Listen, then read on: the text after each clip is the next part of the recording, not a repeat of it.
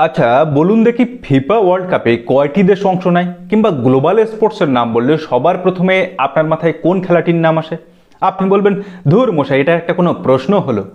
Global স্পোর্টসের নাম বললে ফুটবলের কথা মাথায় আসে, আর ফিফা ওয়ার্ল্ড কাপে 32টা দেশ অংশ নেয়, এটা আবার একটা কোনো প্রশ্ন? কিন্তু আপনাকে যদি বলি আরও একটা খেলা ওয়ার্ল্ড ওয়াইড ছড়িয়ে পড়ার জন্য বা গ্লোবাল স্পোর্টস হওয়ার জন্য গোকুলে বাড়ছে, কি চমকে গেলেন? হ্যাঁ, ঠিকই ধরেছেন, আমি কথা বলছি ক্রিকেটের কথা।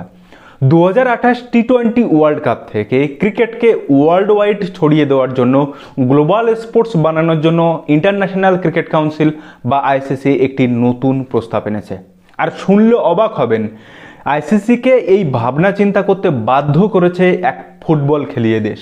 নমস্কার, আমি প্রদীপ, অনুভবের সফর চ্যানেলে আপনাদের সকলকে স্বাগত।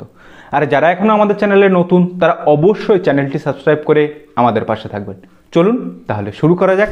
বিগত 11 জুন 2025 আইসিসির অ্যাসোসিয়েট দেশ, যে কিনা ফুটবলের জন্য বিখ্যাত, সেই ফুটবলের রোমান সাম্রাজ্য ইতালি 2026 টি-20 ওয়ার্ল্ড কাপ, যেটা ভারত এবং শ্রীলঙ্কাতে অনুষ্ঠিত হবে, সেখানে কোয়ালিফাই করেছে। আর এরপরেই আইসিসি নড়ে চড়ে বসেছে ক্রিকেটকে ওয়ার্ল্ড ওয়াইড ছড়িয়ে দেওয়ার জন্য।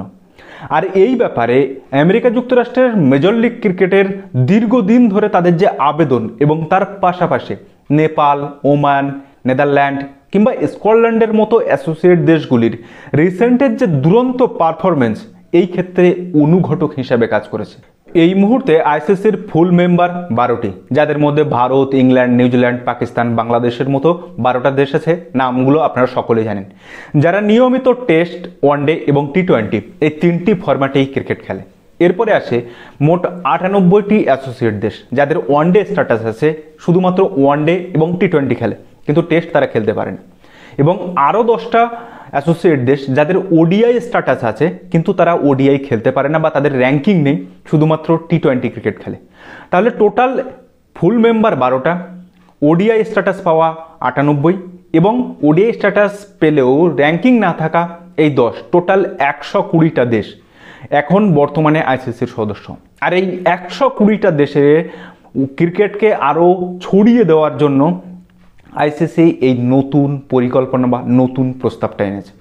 যদিও আইসিসির এই প্রস্তাব এখনো পর্যন্ত কিন্তু ভাবনা চিন্তার স্তরে রয়েছে।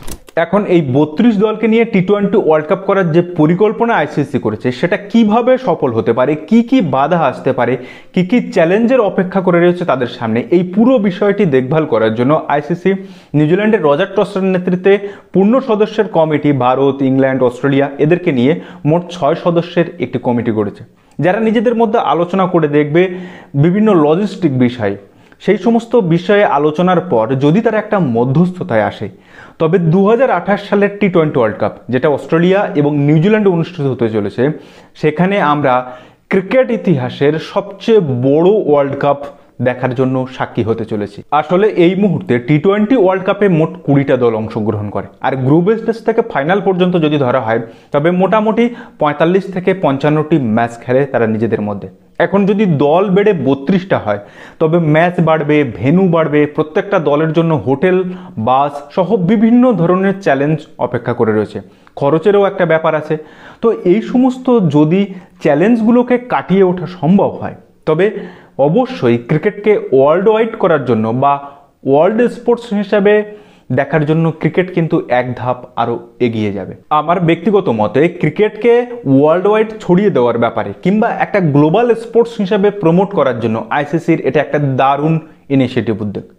যেহেতু ক্রিকেটের 3 ফরম্যাট, টেস্ট, ওয়ানডে এবং টি-20-র মধ্যে সবচেয়ে জনপ্রিয় ফরম্যাট হলো এই টি-20 ক্রিকেট, যে কারণে আপনি দেখবেন যে ভারতের আইপিএল, অস্ট্রেলিয়ার বিগ ব্যাশ, বাংলাদেশের বিপিএল, ওয়েস্ট ইন্ডিজের ক্যারিবিয়ান প্রিমিয়ার লিগ কিংবা ইংল্যান্ডের দ্য 100-এর মতো প্রতিযোগিতা এতটা জনপ্রিয়। আর অলরেডি আইসিসি তো ঘোষণাই করে দিয়েছে যে আগামী বছরের সেপ্টেম্বর মাস থেকে এই টি-20 ফরম্যাটকে আরও জনপ্রিয় করতে চ্যাম্পিয়ন্স লিগ টি-20 ফেরত আসতে চলেছে, যেটা 2014 সালে বন্ধ হয়ে গেছিল।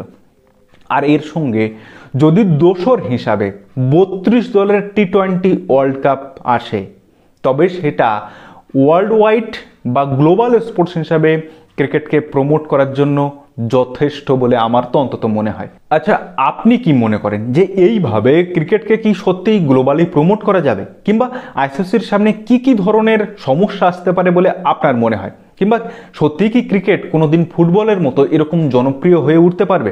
অবশ্যই কিন্তু কমেন্ট করে আমাকে জানাবেন। যাই হোক, আজকের ভিডিও এখানেই শেষ করছি। ভিডিওটা যদি ভালো লাগে তাহলে অবশ্যই আপনার বন্ধুবান্ধব ও চেনা জানা মানুষের মধ্যে শেয়ার করে তাদেরকেও জানার সুযোগ করে দেবেন।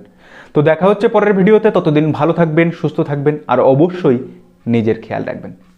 ধন্যবাদ।